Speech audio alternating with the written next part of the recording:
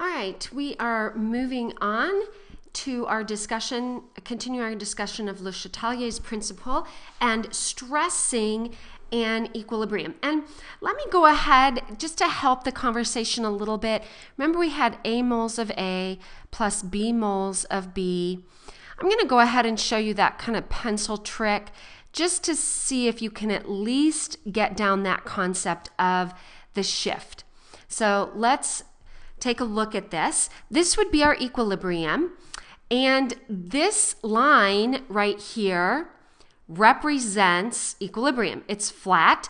That means the rate forward is equal to the rate reverse. So at this point, Q is equal to K. Our rate forward is equal to our rate reverse. That's what I mean by that line. Now, let's say we have this exothermic example here. Exothermic means that we have plus heat as a product. So if we're going to decrease our temperature, this is our stress. Our stress has gone in this direction. Okay, because heat's a product, we've decreased the product. Now, to reestablish equilibrium, we're going to have to lift or form product. And the only way we can form product is if we can consume reactant. Okay, so that's how you can get the gist of the direction or the shift. You still have to discuss rates. In this case, if you decrease temperature, that would make your forward rate increase over your reverse rate, so you would end up getting more product. Okay, or we can talk about it in other terms. Honestly, at this level, it would be okay for you to make this justification.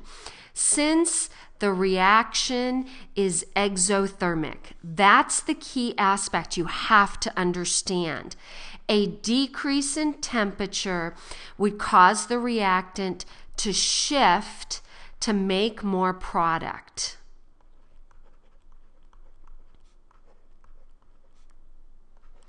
Okay. Now, the only way you can increase product, so you would increase your product concentrations, is to decrease your reactant concentrations. So those reactant concentrations would decrease because you're consuming them. All right, now I want to look at some that are a tad more difficult to get. You can't really use the old pencil trick on this, which frankly only helps you understand the direction of the shift, not the justification of the shift. But let's first talk about increasing the pressure. All right, really an increase in pressure is typically going to be caused by a decrease in volume. Now, what we're talking about when we're talking about pressures is only for gas molecules. So we have A moles of A plus B moles of B yields C moles of C plus D moles of D. Now, when you decrease the volume, you increase concentrations. So the direction of the shift is going to depend. It's going to depend on these coefficients. We only deal with gases. Okay. So if A's and D's, or C's and D's are greater than the B's, A's, and B's in general, or overall, a decrease in volume means an increase in concentration. And an increase in concentration means an increase in collision. And in that case, it would shift to make more reactant. Now, that would be only if all of these are gases and if C and D is greater. So you can get this by taking a look at the sum of the moles. Increases in pressure shift to the side with the fewest moles of gas. Only count gas. It doesn't impact liquids. So you just count the C's and the D's and the A's and the B's. So if this was a 1 and a 1 and this was a 1 and a 2, I'd have more moles of product on the other side. So you would shift to make more reactant. Okay. An analogy is if you have more stress on your life, if you are adding more stress, you want to shift to a position, if you've got too much stress, where you have less stress. And that stress is relieved by going to the side with the fewest moles of gas. So if you decrease moles overall, you decrease the pressure. So if you decrease moles, that decreases the pressure, and that relieves the stress caused by that initial that we have. Our initial stressor there, our initial disturbance of the video, or the system, the experimental system. Now, if it's a decrease in pressure caused by an increase in volume, that's key here. If you don't have much pressure on your life, you can add activities. So this is going to shift to the side with the most moles of gas. Okay, if you increase your moles of gas, you're going to increase your pressure, so that reestablishing equilibrium will counteract the original decrease. Okay, that's kind of tough, and I do get that. The direction isn't so hard. It's the justification that gets pretty tricky. Now let's take a look at adding an inert gas. Well, adding an inert gas depends on whether it's being done in a constant volume situation or a constant pressure situation. If you add an inert gas at constant volume, there is no effect on the equilibrium. It doesn't stress the equilibrium. So an inert gas might be something like helium or krypton or neon, some sort of non-reactive gas.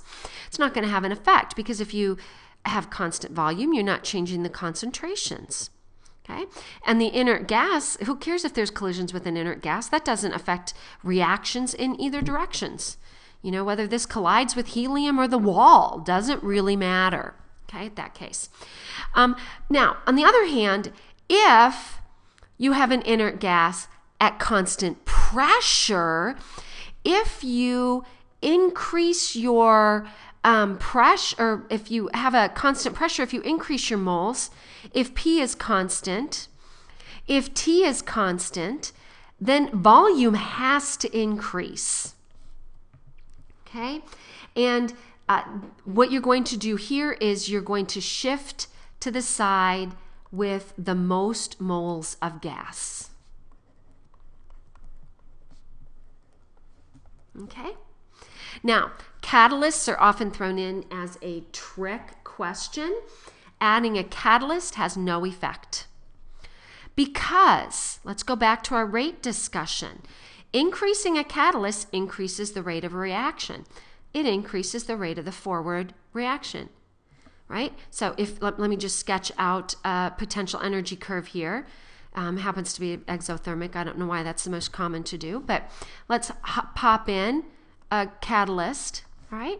So it lowers the energy of the activated complex, either by stabilizing it or providing a new one. But notice if it decreases the activation energy in the forward, it decreases the activation energy in the reverse. So you're also increasing the rate of the reverse. So the net result is you reach equilibrium faster, but it has no effect on the position of the equilibrium. So you would say a catalyst has no effect in terms of stressing an equilibrium. Now, let's take a look at a couple of examples. And one of our key things is we want to think as, kind of chemists in industry or, maybe chemical engineers. What are we going to do to make buckets of money? Either for altruistic reasons or maybe you just like buckets of money, all right? So let's take a look at these. The first question says, in the following equilibrium, which will shift to the left? Man, I hate that terminology. That means we're shifting to the left. In other words, we're shifting to make more reactant in response to a decrease in volume. So if we are decreasing the volume, that means we are increasing the pressure for systems with gases. Okay, now an increase in pressure is going to shift to the side with the fewest moles of gas. So that's what we're looking for here. Increase in pressure goes to the side with the fewest moles of gas. Now, this has an implied 1 plus 3, that has 4 moles, and this has 2 moles. So this one is going to shift to make more product.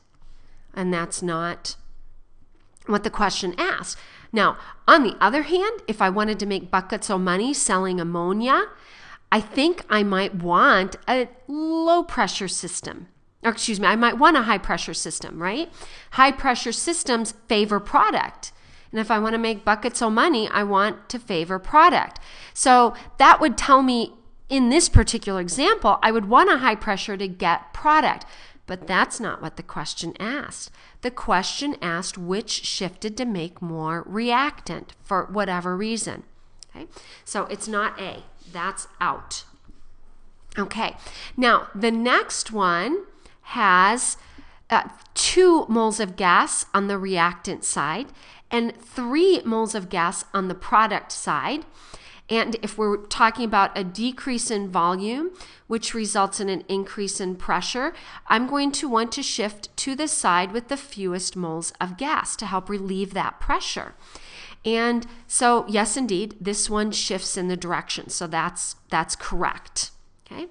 Now, in this next one, I have 1 mole plus 1 mole. I have 2 moles of gas in the reactant side, 2 moles of gas in the product side. So this has no effect.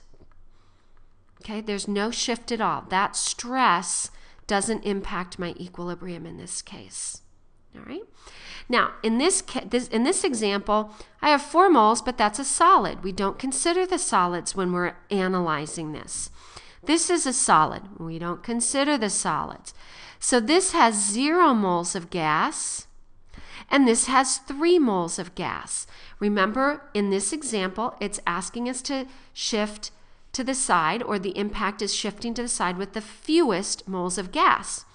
That means in this reaction, a decrease in volume, which causes the increase in pressure, would shift to make more product, and that's not what we're after in this case. So that's out.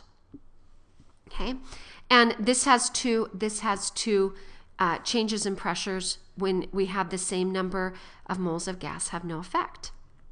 Okay, so that is one way you might be asked. Your justification's at the top, and B was the only answer in this case. Now let's take a look at this one.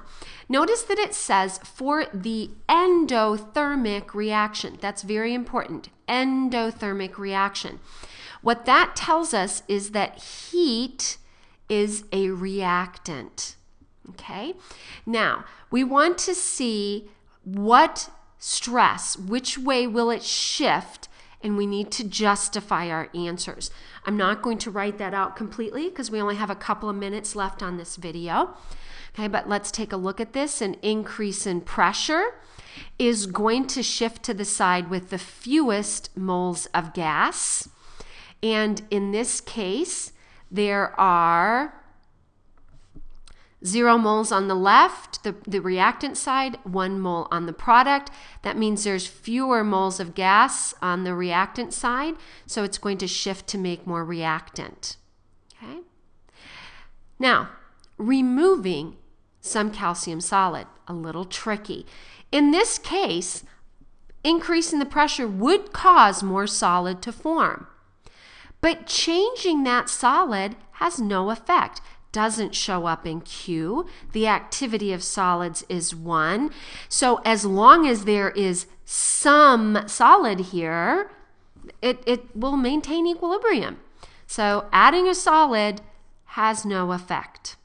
Okay? Now, what if we increased the temperature? Well, increasing the temperature is like adding a reactant. If you add, you need to consume. So if you add, you want to consume. Okay? If you remove, you want to reform. So it's like adding a reactant. That means I need to consume some. So in this case, the shift will be towards the product side. Okay, you'd make more product in this case. So if I wanted to make buckets of money making calcium oxide from chalk, which is calcium carbonate, I would want to do that under a high temperature, low pressure environment, right? Because high pressure shifted to reactant. If I want to favor product, I would want to do this under, if I want to make buckets of money, I would want to do it under a low pressure situation and a high temperature. Now, to justify this, you want to say since it's endothermic, an increase in temperature would shift to make more product. Now, a decrease in temperature would have the opposite effect. So then, again, you just simply say, since it's endothermic, let's do it this way. Since it's endothermic, a decrease in temperature will cause it to shift to make more reactant. Adding solid, no effect. Removing solid, no effect. As long as there is some there, the equilibrium will be maintained.